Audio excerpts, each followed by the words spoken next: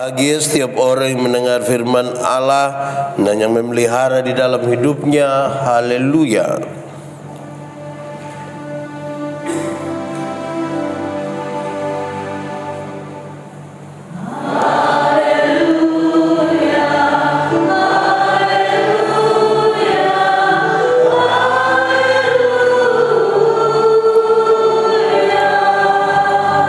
Bapak Ibu Saudara-saudara, Shalom.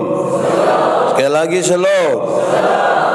Saya melayani di pedalaman Amnuban Timur. Ada satu waktu pemberkatan nikah. Waktu pengembelaan saya kasih tahu calon mempelai itu calon mempelai sama-sama dengan keluarga, orang tua, saksi. Saya kasih tahu dorang, kamu punya tugas adalah bawa sebanyak mungkin keluarga untuk besok datang ikut ibadah pemberkatan nikah. Itu baik, itu tanda mereka mendukung kamu. Besok pas ibadah peneguhan pemberkatan banyak juga yang datang. Kebiasaan kami di kampung adalah setelah pemberkatan itu nanti pendeta, penatua diaken antar ini pasangan nikah ke rumah. Sampai di rumah saya agak kaget karena orang di rumah lebih banyak dari yang pergi gereja. Kami di kampung itu tidak ada nasihat-nasihat dari pemerintah atau apa. Cukup pas sampai di sana doa, atau sebelum doa pendeta omong sedikit terus selesai. Ketika semua duduk saya bilang begini, saya lihat kebanyakan keluarga ini tidak mendukung ini anak-anak dorang nikah ini. Kenapa begitu? Karena justru yang lebih banyak itu ada di rumah dan bukan ada di gereja. Kalau hanya untuk makan saya kira masing-masing di kita punya rumah bisa. Tapi karena ini dua anak mau nikah ini, makanya kita datang di sini. Jadi saya lihat ini keluarga besar ini tidak dukung ini anak.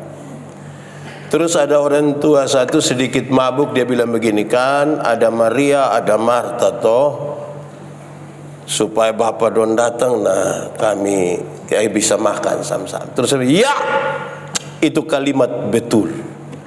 Dan supaya menegaskan bapak pun kalimat itu, saya omong habis, yang saya omong ini doa habis saya pulang. Supaya yang Marta lanjutkan, yang Maria pulang. Saya berbicara habis, berdoa, pas habis saya bilang, baik Bapak Ibu semua, shalom, saya pulang. Sejumlah majelis ikut saya pulang. Dorang pi ikut saya, Bapak. Saya bilang tidak, kalau saya suruh saya pulang, baru saya kembali dan bilang, akal saya itu. Biar saya pulang betul. Dong marah sama itu orang tua. Ya itu kisah itu mengantar kita untuk memahami begini, saudara. Seringkali memang itu jadi alasan soal Maria dan Marta. Omong kalau Marta itu berarti dia pasti hanya di belakang. Kami ibadah di muka, dia pasti akan di belakang. Di sini ada yang biasa jadi ketua dapur kok. Ada kok. Itu ibu ada di sini. Nah itu dia sudah itu. Kita ibadah dulu di belakang. Atau pas mau masuk doa syafaat itu dong bergegas ke belakang, gitu ya. Tapi walaupun pengantar khotbah ini mengatakan begitu, saya mau kasih tahu di awal tentang khotbah ini bahwa satu, ini di awal saya ingin mengatakan bahwa jauhkan dulu dari pikiran kita untuk memilih kita mau seperti Maria atau Marta. Jauhkan itu. Kan saya tidak lagi mengarahkan kita untuk memilih saudara harus jadi Maria atau jadi Marta. Tidak. Atau yang kedua saya ingin sampaikan kepada kita saudara-saudara bahwa karakter dari Marta yang lebih aktif, yang lebih polos, yang apa adanya untuk menyampaikan apa yang ada dalam perasaannya, termasuk ketika nanti kalau saudara baca kisah tentang Lazarus mati, Marta pergi dan mengatakan, Tuhan kalau engkau ada pasti saudara kami tidak begini. Dan karakter Maria yang lebih pendiam, yang lebih teduh, diam-diam, itu tidak usah dipertentangkan, tidak usah. Namanya karakter itu mesti beda-beda. Saya tanya kita dulu, di Nekolan ini ada yang cerewet kok? Ibu-ibu kok, bapak-bapak? Oh, ibu-ibu Dia ada di sini. Pakai baju warna hijau. Di sini juga ada yang pendiam. Ada kok yang pendiam. Tidak usah dipertentangkan toh. Namanya karakter itu satu hal yang tidak usah dipertentangkan. Kalau ada yang cerewet, ada yang pendiam, ya biasa saja. Tidak usah kita paksa. Coba 1 bulan dari sini dikasih dia pu suami, dia mama so mama sama kayak ibu di sebelah. Itu kita bisa baku bunuh itu nanti kalau begitu. Jadi tidak usah dipertentangkan yang persoalan. Kenapa saudara-saudara? Pembacaan tentang Maria dan Marta ini kita hafal dan kita dengar dengan baik. Banyak khotbah tentang bagian ini. Hari ini saudara-saudara, dalam konteks kita digemit bulan pendidikan dengan tema pentingnya pengajaran, saya ajak kita untuk merenungkan 1-2 catatan yang menarik ini. Pertama, saudara, Tuhan Yesus itu sementara dalam perjalanan dari Galilea ke Yerusalem. Dalam perjalanan itu dia singgah di satu kampung yang namanya Betania. Pergi ke Yerusalem itu dalam sebuah kesadaran yang tidak diketahui oleh banyak orang, termasuk murid-murid yang ada dekat-dekat dengan dia, termasuk juga Maria dan Marta, bahwa Yesus sementara menuju ke Yerusalem untuk mengalami penderitaan dan akan mati di sana. Yesus sementara perjalanan menuju ke tempat di mana dia tahu dia akan disiksa dan dibunuh mati di sana. Saya mau tanya saudara, renungkanlah sedikit. Kalau saudara sementara berjalan menuju satu tempat untuk sebuah penghukuman bagi saudara, menjalani hukuman, apakah perasaan saudara? Coba saudara renungkan. Sukakah saudara akan pesta pora? Mungkin saudara akan menjadi orang yang sangat-sangat diam dalam perjalanan itu. Saudara butuh sedikit ketenangan, butuh sedikit kesiapan psikologi hati untuk bisa ada di dalam persoalan itu. Atau saudara-saudara, Lazarus akan mati beberapa saat ke depan. Lazarus itu saudara dari Maria dan Marta. Yesus tahu itu, tapi Maria dan Marta tidak tahu itu. Yesus lagi singgah di sini, di rumah mereka yang 1-2 waktu ke depan akan mengalami sebuah kesusahan. Yesus duduk di situ. Maria duduk di kaki Yesus dan Marta sibuk melayani. Saudara-saudara, lalu bagaimana dengan Marta? Tuhan Yesus marahkah? Di bagian yang kedua, mari kita taruh perhatian kita kepada Marta yang sibuk melayani itu. Apakah Tuhan Yesus marah kepada pelayanan yang sementara dilakukan oleh Marta? Jawabannya tidak. Saudara periksa baik-baik teks itu. Teguran Yesus kepada Marta diarahkan saudara-saudara kepada kekhawatirannya. Teguran itu diarahkan kepada kekhawatiran dari Marta. Yesus sementara tahu satu hal yang akan terjadi di ini rumah, tapi Marta lagi khawatir untuk 1-2 hal. Kenapa dia khawatir, saudara? Saya mau kasih tahu saudara bahwa Marta juga seperti Maria. Mereka sayang dan mengasihi Tuhan Yesus, tapi mereka juga menghormati Tuhan Yesus. Ada satu orang yang kita kasihi, ada satu orang yang kita hormati, dia singgah di kita punya rumah, saudara.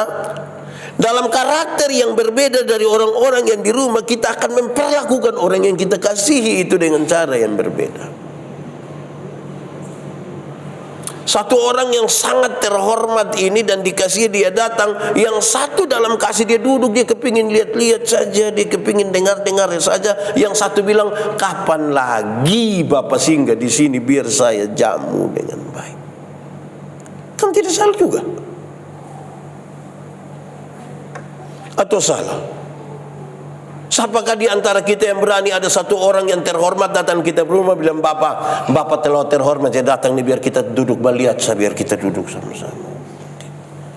Kita cuma sibuk-sibuk sedikit, kepingin untuk ada sesuatu yang buat. Apakah Yesus tidak suka kepada jamuan makan? Suka. Toh nanti kalau saudara baca kisah selanjutnya dari kebangkitan Lazarus, Yohanes pasal 12 ayat 1 sampai 7, saudara lihat Yesus dijamu makan oleh mereka. Yesus mau. Saudara-saudara, ini kemudian menjadi sangat penting bagi kita sekalian, saudara, karena apa? Ketika sebuah kekhawatiran itu, orang menjadi sibuk untuk melakukan sesuatu, Yesus memperingatkan dia supaya hati-hati. Marta, engkau khawatir dan melakukan banyak perkara. Karena khawatir itu membuat engkau melakukan perkara-perkara ini. Ini Tuhan Yesus tidak datang sendiri ini. Dia ada datang dengan sejumlah orang, paling tidak ada 12 murid di situ. Belum lagi tetangga yang dengar, kau akan datang dekat-dekat sedikit. Saya tidak tahu bahwa waktu itu kira-kira Tuhan Yesus ada kasih tahu orang atau tiba-tiba singgah. Wajar bagi seseorang untuk dipikir, aduh ini mau kasih makan apa dan lain sebagainya. Tapi Yesus kasih ingat, makan apa adanya itu sudah cukup. Tidak usah terlalu khawatir untuk sesuatu yang terlalu luar biasa bagi saya, karena ada hal yang lebih penting dari itu. Saudara-saudara, seberapa pengaruhnya kekhawatiran? Saya berkhotbah tentang kekhawatiran dan saya kasih tahu saudara bahwa satu, kekhawatiran itu bisa buat kita lupa janji Tuhan. Orang khawatir itu sangat-sangat bisa lupa janji Tuhan. Tuhan bilang begini, berilah 1/10 dari hasil pertamamu dan ujilah aku, lihatlah bejana pemerahanmu akan berlimpah-limpah dengan buah anggurnya. Benar itu janji Tuhan kok? Saudara percaya akan janji itu? Saudara lihat kalau orang khawatir, 10.000 per puluhan berapa? Pasti kasih toh. 1.000 Tuhan kasih naik 100.000 per puluhan, masih kasih? Kasih, ku hanya 10.000 kacang itu. Tuhan kasih naik 1 juta per puluhan, masih kasih? Kasih, ku hanya 1 lembar, bila perlu pegang di ujung, pakai batok lah. Sekarang Tuhan kasih naik 10 juta per puluhan berapa?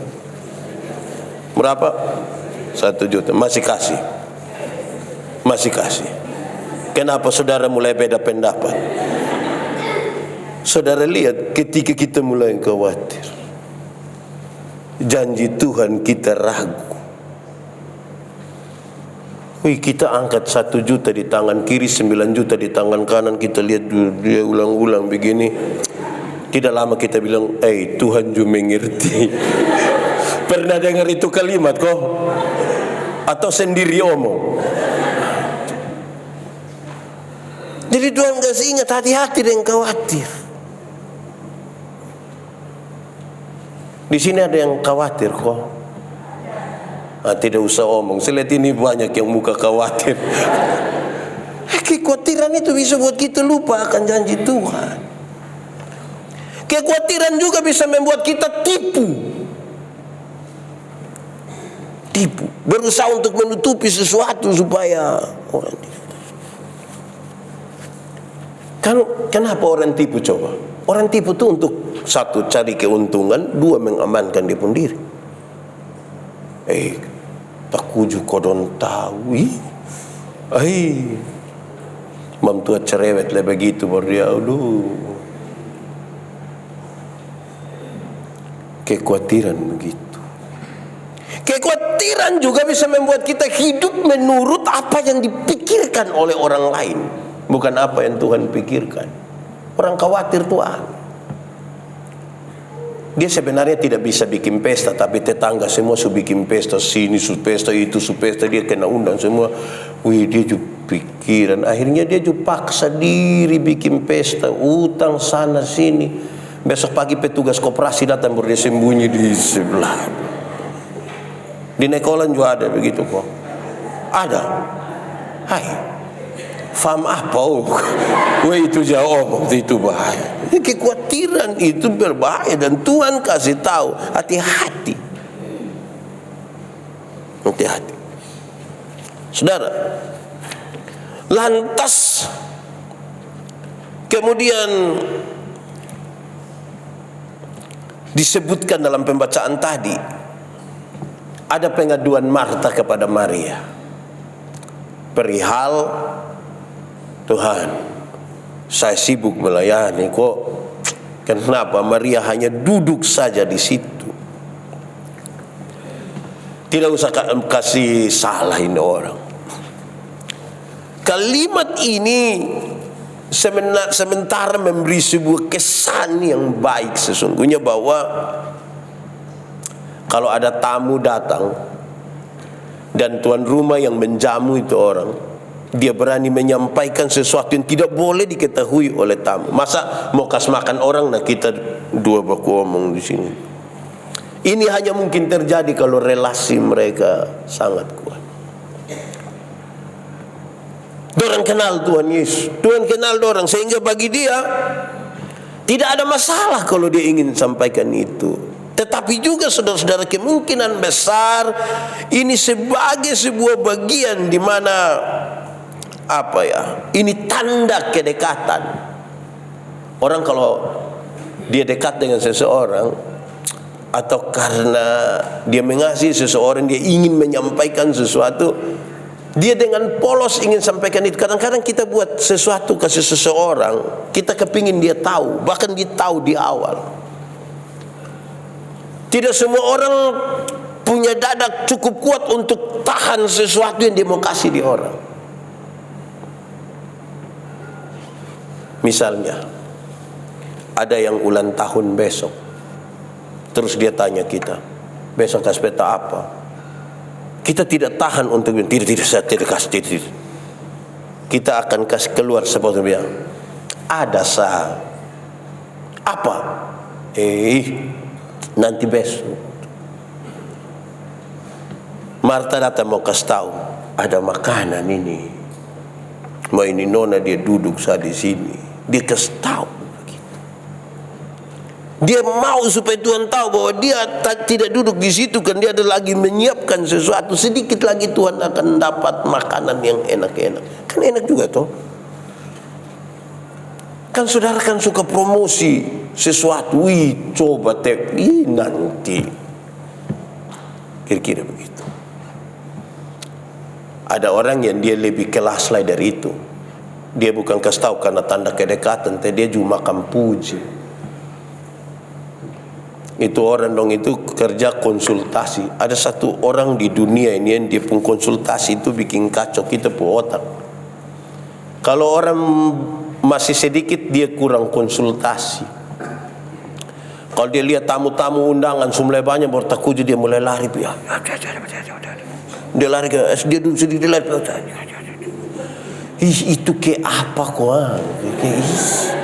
Ke karmana kok. Di Nekolan sini juga ada kok. Yang kita semua dia padahal bisik barang yang tidak penting. Tapi Marta tidak melakukan yang begitu. Marta mau kasih tahu Tuhan, sedikit lagi Tuhan akan makan yang baik. Oke, mari kita mengerucut kepada tema kita hari ini, saudara. Pentingnya pengajaran.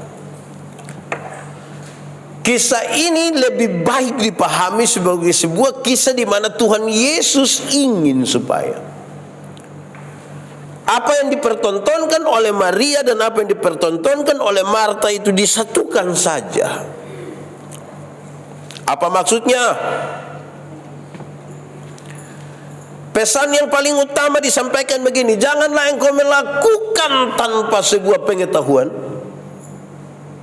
Duduk dengar baik-baik dulu, supaya dengar baik-baik itu engkau pergi melakukan dengan baik. Tetapi juga janganlah engkau hanya berpengetahuan tetapi tidak melakukan apa-apa. Jangan.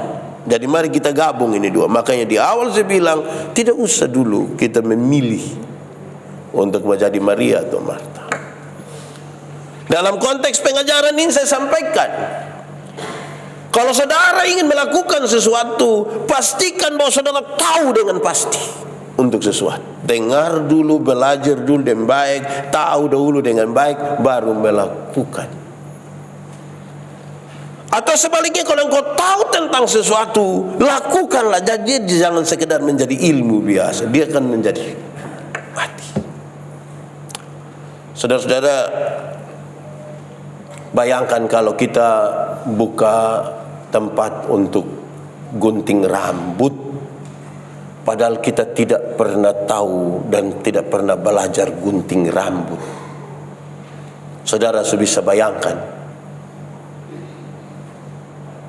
Jadi tahu dengan baik, mendengar dulu dengan baik seperti Maria, dan kerjakanlah seperti Marta. Atau sebaliknya, kalau engkau sudah punya pengetahuan yang baik, lakukanlah.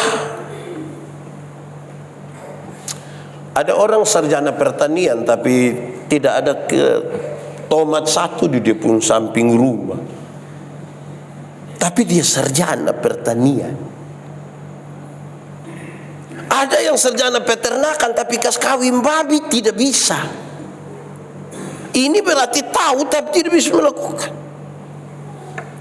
Ada yang sarjana olahraga terus kita bilang, ama, yuk corol, cokoprol, ama salto, terus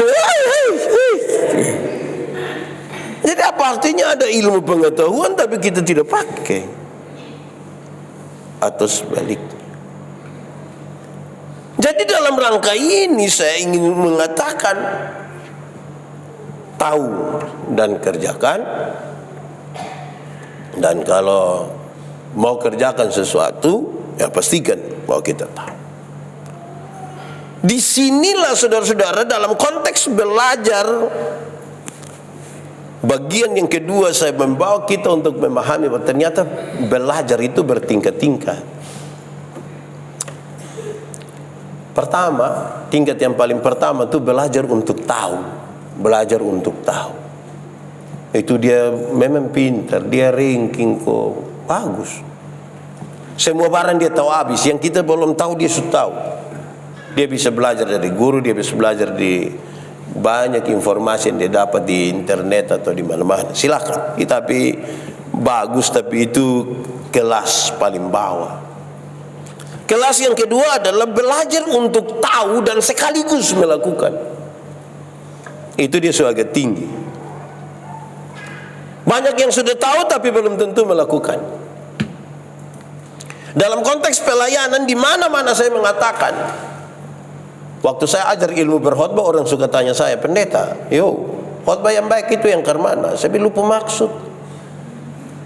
Khotbah yang baik itu tulis atau tidak tulis, berapi-api atau berair-air. Saya khotbah yang baik bukan soal tulis atau tidak tulis, bukan soal berapi-api atau berair-air. Khotbah yang baik ialah omong karmana, bikin karmana. Omong karmana, bikin begitu. Jangan omong lain, bikin lain. Ada orang yang bukan sekedar omong lain, bikin lain. Ada yang malah pikir lain, omong lain, bikin lain. Hasilnya kelainan. Jadi saudara ketemu orang kelainan itu kan tidak lurus semua itu. Di sini lari pilain, ini lari pilain. Oh ini baik. Dia gagal dari segi. Karena kelas 2 itu bukan sekedar tahu, tapi bisa dan melakukan. Itu cukup? Tidak, tambah lagi. Di kelas 3 itu orang belajar untuk tahu, untuk bisa melakukan, tetapi bisa hidup juga dengan orang lain. Ada banyak orang ketika dia sudah tahu, dia sudah bisa melakukan, cenderung dia ingin untuk mengeklusifkan diri. Tidak suka bergaul dengan orang lain. Tidak mampu akan berjumpa dengan orang lain dalam perbedaan, apalagi beda karakter yang jauh macam Maria Martha begitu. Oh tidak. Kok di setahun di Subisan sendiri-sendiri sudah dia dulu. Saya membayangkan saudara bahwa kalau kita sudah tahu, sudah bisa lakukan dan kemudian menjadi sendiri-sendiri tanpa bersosialisasi dengan orang lain, wah betapa rumitnya kita hidup. Sejak awal Tuhan cipta manusia itu disuatur memang jangan berpusat pada diri sendiri. Semua yang berpusat pada diri sendiri itu Tuhan Allah tidak suka. Amin kok. Contoh, sombong. Sombong itu untuk kita atau untuk orang lain? Untuk kita. Tuhan Allah suka kok tidak? Suka. Makan puji itu untuk siapa? Untuk kita. Tuhan Allah tidak suka. Karena Tuhan kasih kita itu kepentingannya, ingat, engkau dan orang lain. Contoh, kita ada nama. Kita semua ada nama kok? Ada nama. Ini nama ini untuk siapa sebenarnya? Untuk kita dan untuk orang lain. Sebab tidak ada orang memanggil namanya sendiri. Siapa di sini yang panggil dia pun nama sendiri? Pas jam makan juga dia bilang, Yandi, makan. Kan tidak begitu. Kita pun nama ini kepentingannya orang lain panggil. Ini kita makan. Saudara pernah makan kok tidak? Pernah toh? Nah, kita makan ini sebenarnya untuk siapa coba? Coba pikir jujur. Kita makan ini sebenarnya untuk siapa? Untuk kita dan orang lain. Tidak percaya? Istri dong itu kalau dong sakit, kami suami akan bilang begini, Mama makan. Mama makan. Mulut pahit. Mama makan. Nanti kalau kami sudah tidak ada kalimat lain, suami akan bilang begini, Mama makan teh anak-anak dong masih kecil. Itu mam tua bangun tambah. Mauin anak dong ada mama baru. Jadi kita makan saja nih untuk orang lain. Kenapa makan itu penting kok tidak? Saya tanya saudara, makan itu penting kok tidak? Penting kok? Nah kenapa banyak ibu-ibu tidak makan malam? Susun penting lagi. Kenapa tahan-tahan coba? Kan ini supaya orang lain lihat ke apa gua begitu. Jadi kita ini untuk orang lain juga. Jadi masa berpusat pada diri kita terus. Kita semua pakai pakaian kok tidak? Pakai. Kita pakai pakaian ini sebenarnya untuk siapa coba? Coba jujur coba. Untuk kita dan orang lain. Sebab kalau kita sendiri kemungkinan besar kita tidak pakai juga tidak apa-apa. Kita bisa jalan-jalan saya begini. Itu kalau kita sendiri. Tapi karena ada orang lain itu kita pakai supaya orang ketemu kita dia jamnya.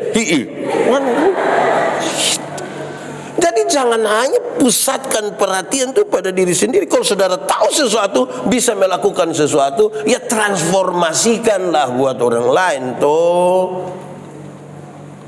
Kita ini kadang-kadang ke mana kuah. Tahu ame sot baran tuh ke bikin diri inti. Belajar untuk menjadi berkat. Ini titik di mana kita menjadi berkat bagi orang lain. Ini yang paling tinggi keempat. Belajar untuk tahu, untuk bisa melakukan, untuk bisa hidup dengan orang lain, tapi tetap menjadi diri sendiri. Tetap jadi diri sendiri. Ada banyak orang ketika dia sudah bergabung dengan orang lain, dia sudah bingung. Dia sudah tidak tahu dia siapa. Kadang-kadang dia tanya, tahu saya siapa? Saya juga heran. Orang mesti kenal dia pun diri. Semakin orang mengenal dirinya, dia tahu karunia apa, talenta apa yang Tuhan kasih di dia supaya dia bisa pakai itu untuk menjadi berkat atau untuk memuliakan Tuhan. Ini penting sebagai sebuah pengajaran bagi kita, saudara. Kenapa? Karena banyak orang sulit mengidentifikasikan dirinya. Dia cenderung akan berusaha menjadi orang lain. Contohnya kalau kita berkhotbah, pendeta, penatua, diaken ini kalau berkhotbah, kalau semakin menjadi diri sendiri itu jauh lebih baik. Ketika dia menjadi orang lain itu dia menjadi berat sekali. Contoh, salam itu kan hanya begini, "Shalom, selamat pagi, apa kabar?" Kan itu diri sendiri, coba masing-masing omong sendiri. "Shalom, apa kabar, selamat pagi." Bayangkan kalau tiba-tiba dia datang bilang, "Shalom, saudara-saudara yang dikasihi di dalam Tuhan." Mau bertahan sampai kapan kalau jadi orang lain? Makin menjadi diri sendiri itu baik. Tidak harus jadi orang lain. Ini motif-motif daerah NTT ini motif yang baik sekali, toh. Orang lain saya datang belajar di kita. Kalau kita jual yang bagus, itu kan harga di atas 1 juta. Apalagi kalau kita jual di luar negeri, toh. Pertanyaannya adalah, kan kalau harga 1 juta berarti lebih mahal celana jeans dong. Kan celana jeans dong yang biasa-biasa ya 700, 800 toh. Pertanyaannya, ada berapa banyak anak muda yang suka pakai pakaian yang bermotif? Ada berapa anak-anak muda suka pakai yang motif? Kalau ada satu nona pakai, kita bilang, "Cantik, saya cantik, macam kayak tanta-tanta dulu dong." Jadi anak langsung sedikit tanta-tanta. Tapi kalau dong pakai celana Levi's yang terobek-terobek, itu dong rasa kayak pember prestasi yang tidak ada. Itu dong bisa foto, itu foto sampai. Padahal celana terobek. Sudah kita ajar apa ini? Seolah-olah kalau dia jadi sabu, timur, rote, itu kayak belum bagus itu. Dia kayak, kalau semakin ke Korea dulu baru, itu. Ada yang bilang, "Pak Pendeta, saya ke Korea kok." Iya. Kolbano area dari selatan situ. Jadi jangan berusaha untuk menyangkali kita. Karena waktu Tuhan cipta saya kan Tuhan tidak tanya, "Yandi, lu mau timur kok Eropa?" Kan Tuhan tidak tanya. Begitu saja. Menjadi diri sendiri itu paling tinggi. Itu mesti diajarkan. Nah, gitu ya. Oke, lanjut. Ini khotbah terus tidak apa-apa ya. Jangan sampai. Ya, berikut saudara, saya catat bagi kita untuk kita renungkan. Pengajaran dan cinta kasih dari Tuhan Yesus lebih mahal. Pengajaran, cinta kasih dari Tuhan Yesus bahkan lebih mahal dari setengah kati minyak narwastu murni yang mahal harganya, yang membuat Maria bisa mencurahkan itu. Yohanes pasal 12. Saudara buka Yohanes 12 ayat 1 sampai 7, saudara lihat. Minyak narwastu murni yang mahal harganya itu tidak berbanding dengan cinta kasih dan pengajaran yang Maria terima dari Tuhan Yesus. Lebih mahal harganya.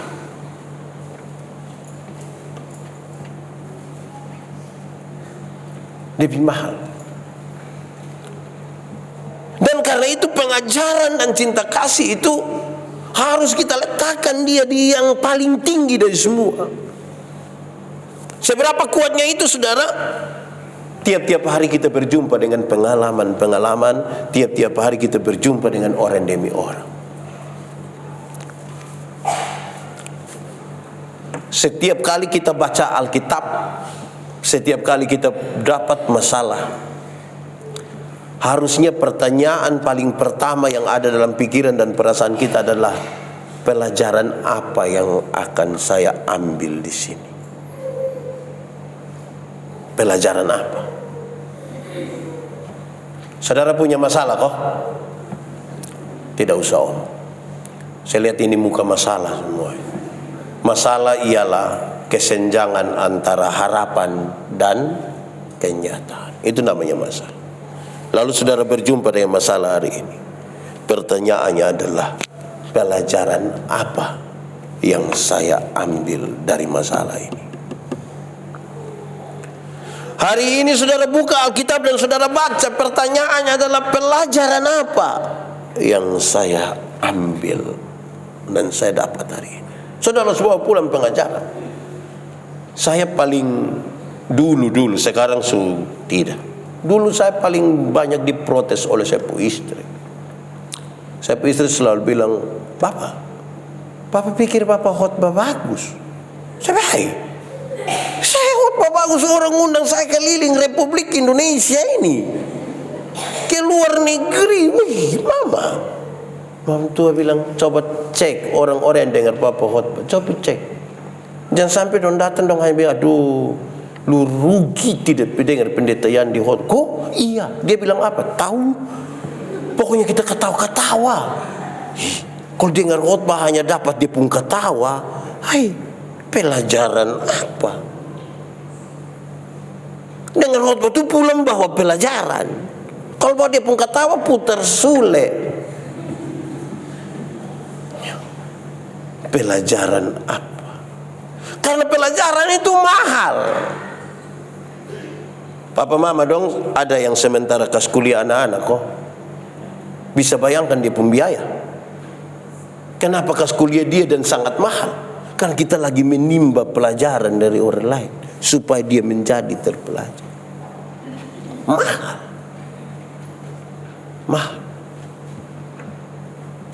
Karena itu lebih mahal dari segala sesuatu. Cinta dan pengajaran. Berikut tinggal 2 hal terakhir. Saya ingin sampaikan kepada kita saudara bahwa dalam pengajaran oleh Tuhan Yesus, Tuhan itu terlalu luar biasa karena dia melakukan pengajarannya dengan berbagai-bagai metode. Ada banyak sekali metode. Dia tidak pernah pakai satu metode saja. Metode Tuhan Yesus terlalu banyak. Tergantung dia berbicara dengan siapa atau dalam konteks apa. Tuhan Yesus adalah orang yang paham konteks betul-betul, sangat paham konteks. Dia tahu dia lagi berbicara dengan siapa. Sehingga sangat luar biasa begitu masuknya pengajaran-pengajaran itu, karena metode-metode itu dipakai, disesuaikan dengan konteks orang dan tempat. Saudara bayangkan kenapa kadang-kadang saya duduk pikir-pikir betul kenapa kadang-kadang perayaan Natal tuh orang lebih suka untuk perhatikan pakaian, makanan, ornamen lain. Karena konteksnya kadang-kadang kita desain tak salah. Ada salju di musim dingin. Nah di Kupang kita pernah lihat salju. Di sini ada yang pernah main-main salju di naik kolam. Jadi dia rasa dia lain dari situ. Tapi coba saudara bayangkan, kalau saudara ada merantau di Jakarta, kopi mana, ada satu waktu kumpul dengan 2-3 orang yang sama orang NTT, terus saudara dengar lagu Boleh Lepo, saudara pu hati sedikit terenyuh kok tidak? Kan saudara tahu konteks.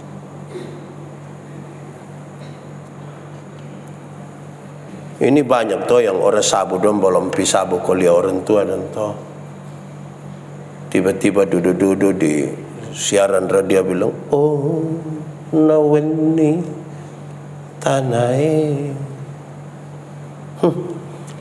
Langsung saya ngajak ke Imam Topu foto, seolah-olah anak yang berbakti. Karena itu dapat di sini. Terakhir, saudara. Jadi memang pengajaran itu tolong kita mesti lebih banyak tahu banyak hal. Jangan puas di satu. Kalau tidak kita kira kita punya metode paling baik sudah. Padahal kita akan berjumpa dengan orang yang berbeda dan konteks yang berbeda. Kadang-kadang saudara, misalnya di gereja kita, satu dua orang di gereja lain itu dia pulang datang itu dia mau semua yang di lain sana datang sama dengan kita pun di sini rubah sudah kok ke orang lain. Kapan hari saya berwaktu saya bilang begini, misalnya saudara makan di rumah biasa jam 7 malam, terus saudara pergi satu acara makan jam 6 sore. Tidak salah toh kalau di itu acara makan jam 6 sore, salah kok tidak? Tidak salah toh. Tapi apakah waktu pulang ke rumah langsung rubah yang biasa makan jam 7 malam pindah ke jam 6 sore? Mesti tahu kita ada di mana. Itu penting itu. Terakhir, saudara, Maria ini telah ada di satu keadaan di mana Tuhan Yesus bilang tidak dapat diambil daripadanya. Tuhan mau kasih tahu bahwa iman dan ilmu itu tidak dapat dicuri dari seseorang. Kalau saudara punya ilmu yang baik, saudara punya iman yang kuat, tidak akan ada satu orang pun mencuri itu. Saudara dapat berbagi, tapi saudara tidak akan pernah kehilangan. Bahkan semakin banyak saudara berbagi, semakin banyak saudara memahami apa yang saudara paham. Memang baik itu. Tidak dapat diambil daripadamu. Marta, engkau sibuk siap makanan itu baik, tapi itu bisa diambil daripadamu. Saya juga pikir betul Kadang-kadang kita acara di rumah ini, babi 1 ekor kita hitung harga babi sekarang justru mahal ini. Potong 1 ekor TS itu kita lihat, kok tinggal setengah. Ternyata yang potong dong pertama rencana dia pun perut susu terakhir sumber rambat pi kaki dia rusuk. Akhirnya dia menjadi kecil Kita boleh atur kokas keluar satu piring. Separuh siap bungkus. Belum tambah kami bilang begini, aduh ini enak bet pulak laki paling suka makan ini, nanti taruh sedikit. Itu bisa diambil daripadamu, ya toh. Tapi ilmu membuat rica-rica itu kan tidak bisa dicuri. Kalau kita berbagi ke orang lain kan dia tetap ada di sini juga toh. Saudara bisa ajar siapapun. Tapi saya tanya orang, mama ini kan pintar sekali bikin kue pisang misalnya. Ya. Kenapa mama tidak berani kasih tahu ibu-ibu? Dia bilang, betason berani pak. Kenapa? Botong pun tangan pun cara ame garam nih beda-beda pak. Jangan sampai botong kasih tahu batu mah dia putangan ame tak salah baru dia bilang, imam tua ini penipu ini mah. Padahal dia putangan yang tak salah. Kita justru tergoda ini. Bisa batu juga ini. Makanya ada orang sakikir ilmu juga. Saudara-saudara, mari carilah sesuatu yang tidak dapat diambil daripadamu. Iman itu tidak dapat diambil daripadamu. Ilmu tidak dapat diambil. Itu sudah. Tidak usah berusaha menjadi orang lain. Pasti kamu saudara beriman, saudara berilmu. Tuhan kita Tuhan yang pintar. Harus dia punya anak-anak don juga pintar-pintar gitu. Jangan lagi kita ini tidak pintar lagi, tidak beriman lagi. Ini saya bawa materi di mana-mana terus Habis dong selalu bimbing pendeta, kita foto dulu ya boleh. Pas kami mau foto begini, ada yang lari dari belakang, jangan 3 orang. Jadi saya tanya, kalau 3 orang kenapa? Kalau 3 orang kenapa? Kalau foto 3 orang nanti mati. Bagian mana yang mati? Tengah. Berarti mau bunuh ini ibu ini gampang. Kita tinggal bilang kasih kamera dulu. Mati. Bayangkan nih, tidak ada ilmu lah, tidak ada iman lah itu. Memang susah kalau begitu. Di sini juga ada yang biasa omong begitu kok. Ada. Memang sudah lalu betul kita. Kalau tangan kanan gatal artinya mau dapat uang. Kalau tangan kanan gatal itu artinya dapat uang, maka orang koreng itu pasti kaya raya. Kok itu bukan tangan kanan saya yang gatal, semua gatal habis itu namo. Siapa yang kasih tahu kita? Alkitab kasih tahu, satu-satunya cara untuk dapat berkat itu kerja, bukan bagatal duduk begini. Siapa ya ajar kita? Saudara-saudara, betapa pentingnya ini pengajaran. Sudah anak menangis dong, bukan atur kok kasih susu, kok kasih apa sih? Mangkali balon pakai di pun nenek pun nama. Nenek pun nama. Bahaya. Di sekitar Waipura sini juga ada kok. Nekolan ada. Di keluarga mana dong itu? Pentingnya beriman dan berilmu tuh jadi baik. Tuhan memberkati kita. Amin.